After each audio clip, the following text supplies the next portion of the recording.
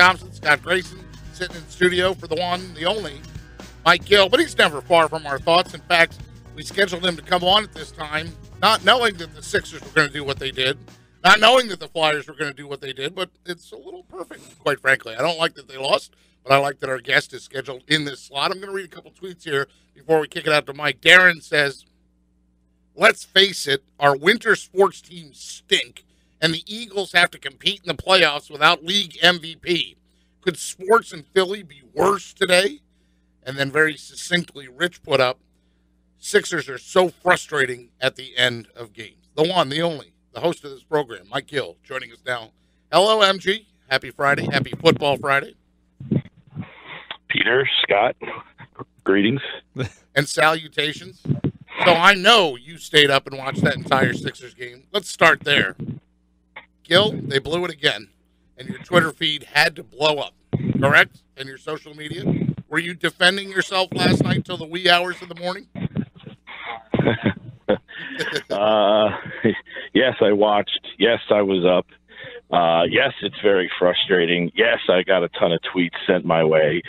I mean, it's the same thing every day. Everybody's just so reactionary to what happens on that minute.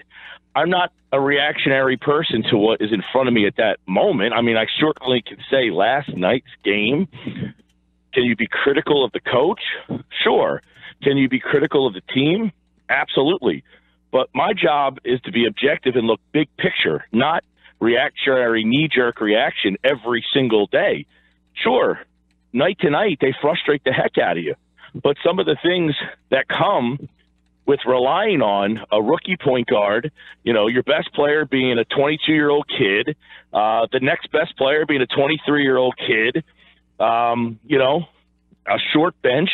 When Covington got hurt last night, that kind of got slipped under the cracks. Yes. It wasn't really discussed a lot on the broadcast last night. But Covington got hurt. When he goes out, they're really short on the wings. He didn't play Luwawu-Cabarrot, who I'm not a big fan of, but he didn't play him at all last night. He didn't play Holmes last night. I don't know what's going on with those two guys, that they fell out of the rotation. But without those two guys, what are you playing, 7 guys on the road? I mean, it's a recipe for taking criticism. There's no question about it. But part of the reason why you're criticizing the coach is they're short. They don't have a lot of talent at certain spots. And that shows on a night-to-night basis, particularly frustrating when they have these big leads and they lose them, because part of the reason why they're losing some of these big leads is, I think, fatigue. They don't have the bench to rotate guys out. So when teams go to their second units and you got Embiid sucking wind out there and, you know, Simmons is out there, he's playing, top 10 minutes in the league. You got a lot of young players playing a lot of minutes, and it causes turnovers. And that's what you see late in these games. They won the turnover battle last night. The problem is they lost it in the fourth quarter. That's right. When it's most important, and that's a product of these guys being out of gas. I mean, they don't have a bench, so they're playing extra minutes, and that causes young players coupled with fatigue causes turnovers. Well, you want to blame the coach for that? A lot of people do. A lot of people do, and specifically because since you're talking about Brett Brown, how do you frame and how do you justify the no Rashawn Holmes? That one baffles me, because they didn't DNP CD for Rashawn Holmes when Amir Johnson has more personal fouls than rebounds. Are you kidding me? Like, what are you doing? Look, in every coach, Bill Belichick, there's certain things that I'm sure people in New England say, man, he's unbelievable. He's the best of all time. But this really bothers me. Just because you're supportive of a certain guy doesn't mean he's without fail. The head-scratching thing of this whole up and down roller coaster ride that this team has kind of taken us on is the Amir Johnson minutes. I don't get it. I'm wondering if Colangelo signed this guy and is kind of pushed that he has to play because they're paying him $11 million. I mean, that's one theory that I could come up with. But, I mean, Boston last year, what did we hear constantly? They need rim protection and rebounding. Amir Johnson was on that team, and they let him walk. The one thing they needed, the Sixers brought that guy in here thinking that he was going to give him rim protection and rebounding. And Boston, who was in dire need of both of those things, let him walk. And the Sixers signed him for $11 million when, quite frankly, this is where I put more of this on. If you ask me, we used to do a thing on the show. We got to bring it back in 18. It was called One Stays, One Goes. And we would put two guys up against each other that are both being criticized, Brett Brown and Brian Colangelo. If you ask me, one stays, one goes. I'm getting rid of Colangelo because they had guys in-house to fill the Amir Johnson role. The Noel trade I was not a fan of. I really thought that they should have kept Noel and had groomed him to be, the backup big rim protector to Joel Embiid. He should be the kind of guy getting the Amir Johnson minutes. The Okafor thing is a mystery. He's not playing in Brooklyn, so right now you don't have egg on your face that he's out there playing well. But I still don't understand why he was not given the opportunity and that you brought a guy like Amir Johnson in. That one is head scratching. The Stauskas thing. Look, he's 7 for 10 the other night. He's been playing really well in Brooklyn. 7 for 10 from 3-point land. I don't understand. I thought he played now. Look, I was a big Stauskas fan. I can certainly tell you, I was highly disappointed. They gave him a chance last year, and I don't think he played very well with that chance. That being said, I thought he developed and could have been better this year. They wrote him off entirely and gave those minutes to Timothy Luwawu, and I just don't get that. So there are certain things that, whether it's the coach or the GM, I don't like the way when Covington gets hurt, they have no wings to fill in for him. They're very deficient in that area. But that's to be expected. That's the problem. I don't expect this team to be a 60-win basketball team. I expect them. Look, they're talking about in Milwaukee right now, who's like the 4 seed, who has lost some bad games. They lost to the Bulls the other night, and people are talking about Jason Kidd. Maybe he's not the right guy. Guys, you play 82 games. You're going to have stretches of bad basketball. You're going to have stretches of really good basketball. You're going to have stretches of mediocre basketball. And in the end, this is probably about a 40 to 42 win team, just what we thought. No lead is safe, though. I mean, if there's any takeaway from last night's game, it doesn't matter, Mike Gill, how much they get up. No lead is safe. Yeah, hold on to your bootstraps. No, but and PT, you talk about this with the Flyers. I mean, that month in November, no lead was safe. They were getting leads, and they couldn't stop anybody. And it's a similar situation. Why were they playing poorly? Well, Ron Hextall came out afterwards and said, "Look, we got 6 defenders. 4 of them are young kids. We're not closing games out, but we're close. We're right there." The Sixers have the same situation. So we're willing to give that excuse to the Flyers. Why? Because the Flyers are the Flyers. The Sixers are different because of the way they went about it. They went about it in similar manners. The Flyers have not been a very good team. They're developing a lot of young players, and they put 4 young defenders out there. And guess what? In November, they lost 10 games in a row because their defense couldn't hold a lead.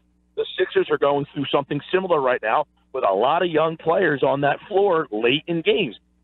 We explained this last week. Now, I got to be honest. I think Simmons is regressing a little bit. For some reason, he doesn't look like he has that same fire. He doesn't seem like to be aggressive. He seems very just kind of laissez-faire out there. He's in position to get rebounds, and he's not grabbing them.